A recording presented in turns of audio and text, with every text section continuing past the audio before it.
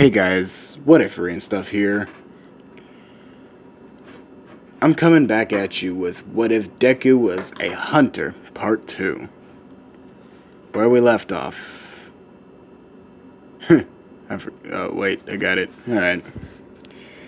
The old man is now approaching him with the pair of pliers.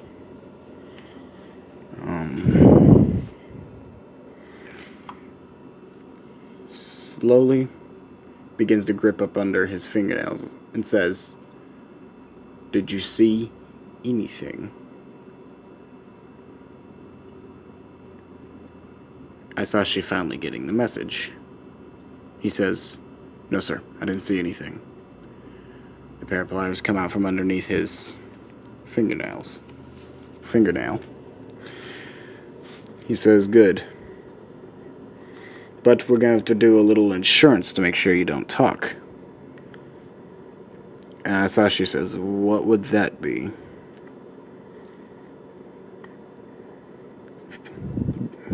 He walks back over to the table, grabs a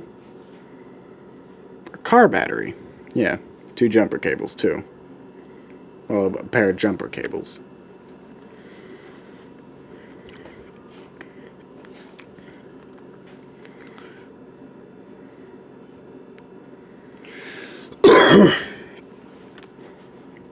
And he hooks them up to his pants, not touching his skin. No metal parts that are attached to him. Just that if he moves, though, he probably will get electrified. And says, "Okay. Now, I'm going to give you the next 4 hours to forget what you've seen in that motel room." Asashi says, "Dude, I literally have school to do." He says, "Don't worry. You're already marked as sick." And he leaves the room. Asashi spends the next 48 hours, not 48 hours, the next 4 hours just trying not to move. Not to get just absolutely fried. And when the time was up, instead of the old man, it was Inko. Inko walks in and unhooks him and says, "Alright, your torture's done." He says, "Thank you." Anyways, shut up. Anyways, yeah. She says, "Now, due to security reasons, I'm going to have to knapsack you for the next 15 minutes of a car ride." He says, "Alright, where's the sack at?" She pulls it from her back pocket, throws it to him. Puts it on. Make sure he can't see anything out the bottom either. You know, make sure it's tucked up under his shirt and everything.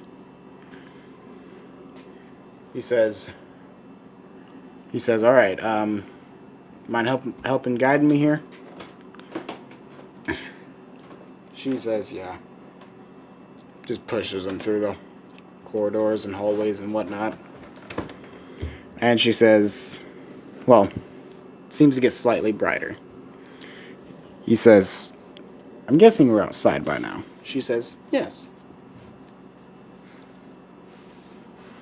Anyways, Masashi is dropped off a few blocks from his house. He gets home.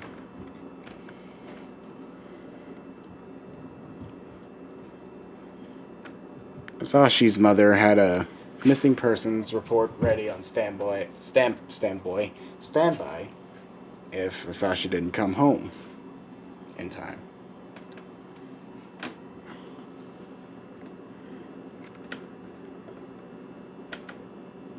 That's neat. Anyways.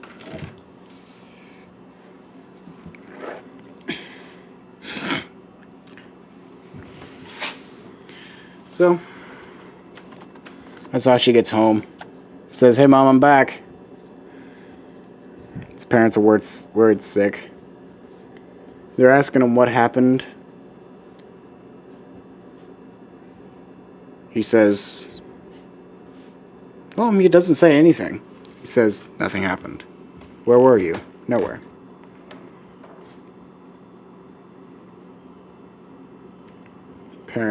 Parents obviously isn't getting anything out of him. And, well, neither is much of anyone else.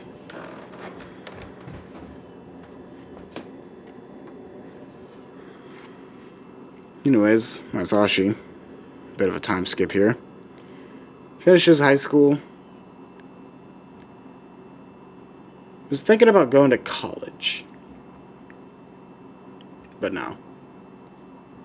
Over the years, he's been not quite obsessing, low-key obsessing for sure, but fascinated is one way to say it. Fascinated with hunting.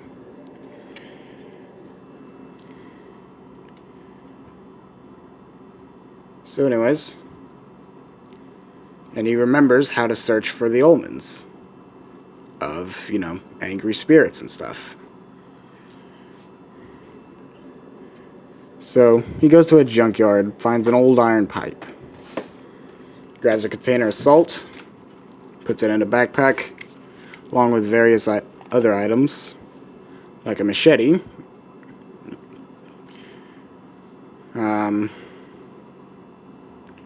yeah, that's it. Lead pipe, machete, and salt. He goes to where this thing is, where this apparent sighting is, and it's just, your normal run-of-the-mill supernatural ghost.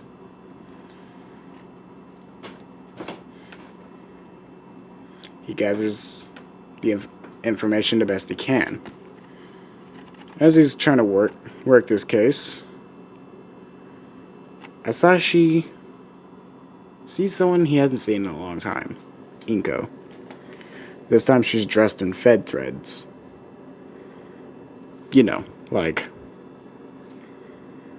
Like a suit, kind of.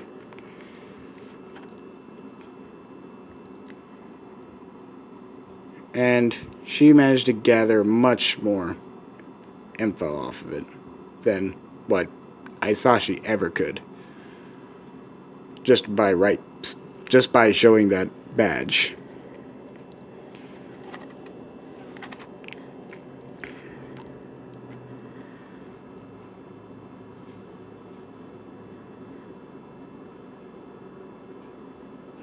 But he did manage to catch one thing, though. Where she was buried. And it's dawning on him he forgot to get a shovel. Damn it. Alright, I'm gonna let Inko take care of this one.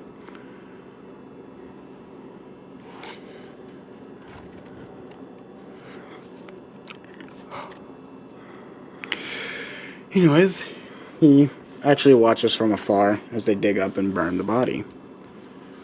First, he thinks it's, terrible, but he knows that's what the job detail requires. It's what he read a long time ago.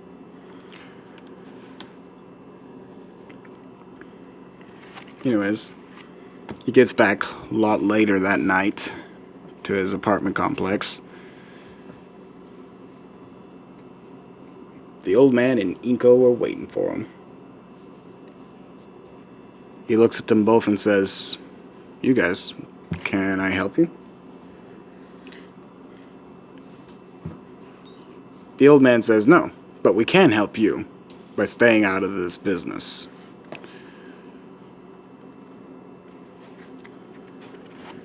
He says,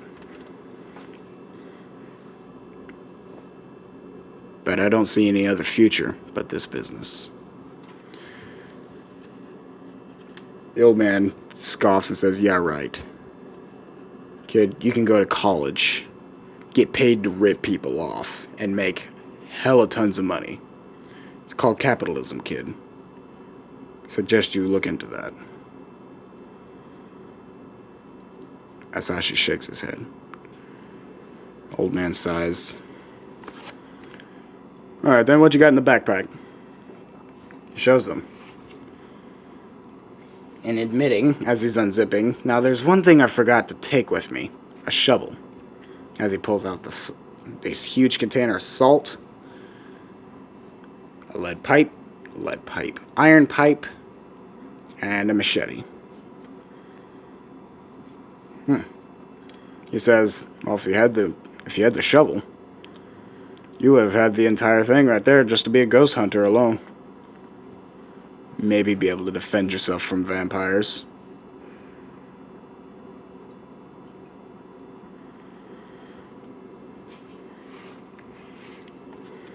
Inko is giggling at his efforts.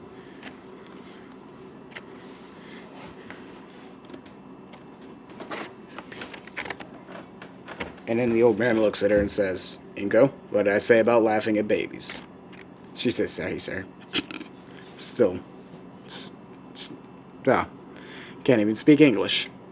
Snickering about it.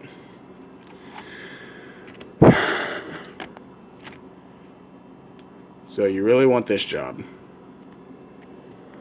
Beats anything else I've ever seen, says Asashi. Fine, says the old man. I'll teach you.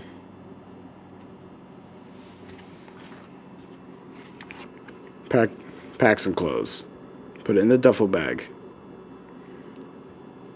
The supplies you got there? That's your start.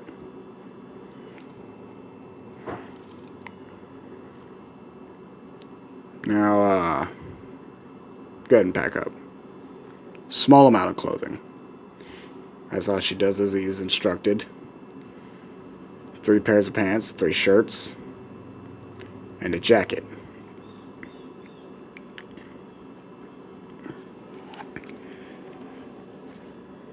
And Asashi is trained. I mean, over time, of course, not immediately, like right there. But over time, he's trained. Asashi and Nico do eventually fall for each other. They decide to settle down for a bit.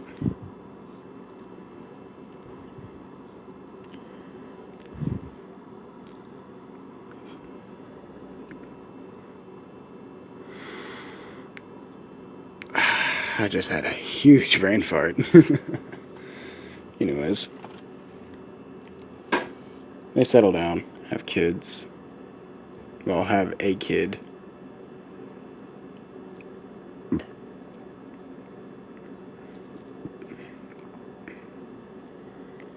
But one night,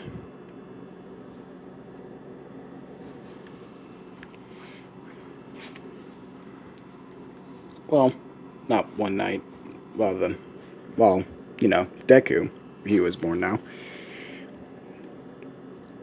He is like 7, at least 7, going on 8, somewhere in there.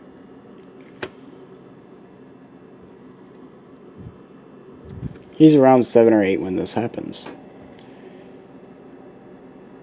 He is woke up in the middle of the night due to laughter just outside the house.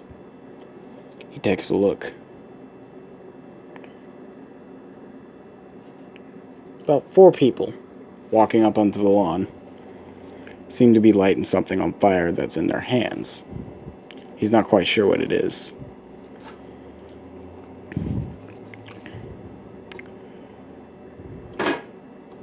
But with some of the stories that he managed to eavesdrop on with his mom and dad, he knows fire's not always the best sign. He goes to wake them up immediately.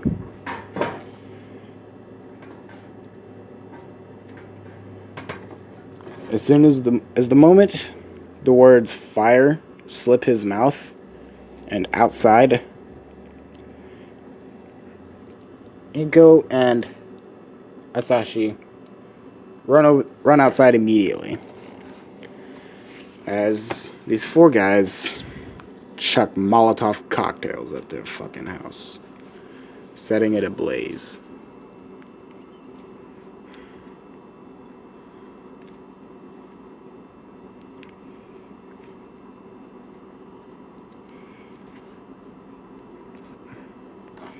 Four of them strike the house, setting the house ablaze. Forgive me for my long pauses. I hadn't had much sleep. Anyways.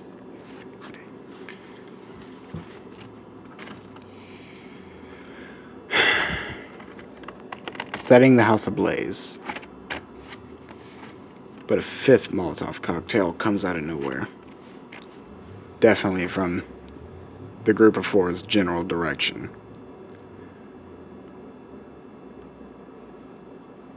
And lights Isashi ablaze. Right in front of Izuku.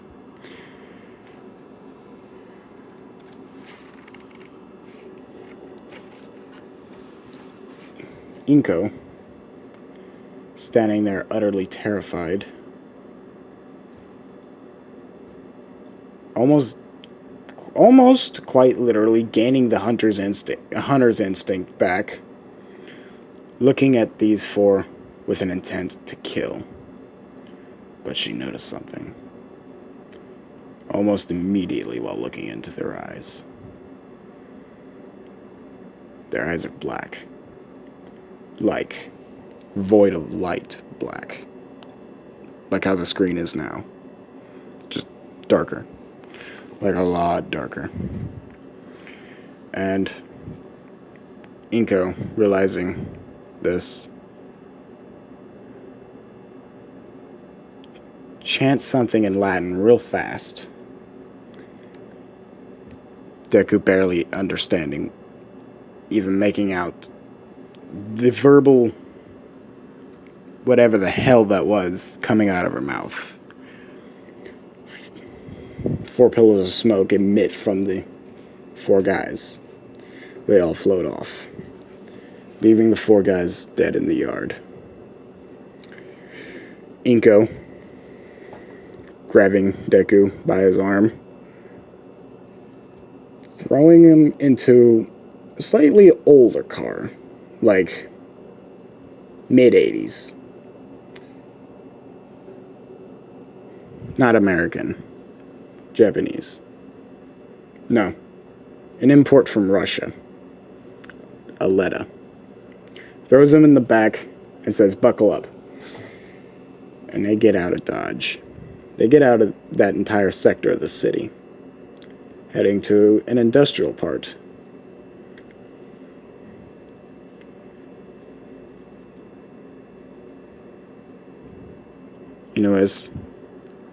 Well, hang on. Inko arrives at a warehouse. Looks mostly abandoned. I say mostly, because the light above one of the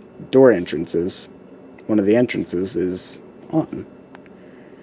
She says, "Izuku." Izuku says, "Yeah, Mom?" She says, "Go in there. And wait for me, okay?" He says, "Are you gonna get hurt?" "No. I just gotta make a few phone calls. That's all." He says, "Okay."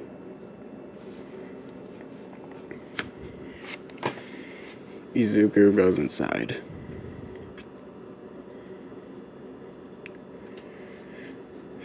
Looks definitely mostly abandoned, except the lights are on somehow. He walks around, finds an old staircase. Not old, but shady looking staircase. He decides to descend. Comes across a cracked open iron door. I mean, it's solid iron.